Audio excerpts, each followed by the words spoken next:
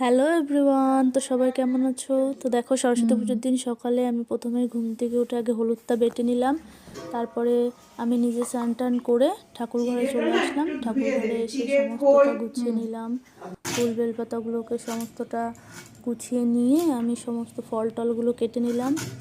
সব তো কাজ আমার হয়েই গেছিলো, কিন্তু সব থেকে যেটা চ্যালেঞ্জের কাজ ছিল সরস্বতী পুজোর দিন অত সকালে ময়ূরকে ঘুম থেকে তোলা।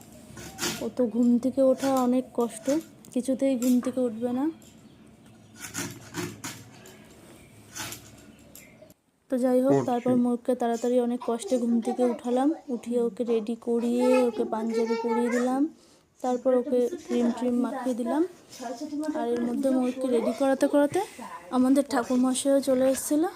তারপরে আমরা চলে গেলাম আমাদের ঠাকুর পুজো শুরু হলো। আর ময়ূক আজকে পুরো না খেয়ে অঞ্জলি দিয়েছিল সমস্তটা মেনে, কারণ এত সকালে ঠাকুরমশাই এসেছিলো যে ও ঘুম থেকে উঠতে উঠতেই পুজো শুরু হয়ে গেছিলো। তাই ময়ূকের আর কোনো অসুবিধা হয়নি, ময়ূক সমস্তটা অঞ্জলি দিয়েছিল।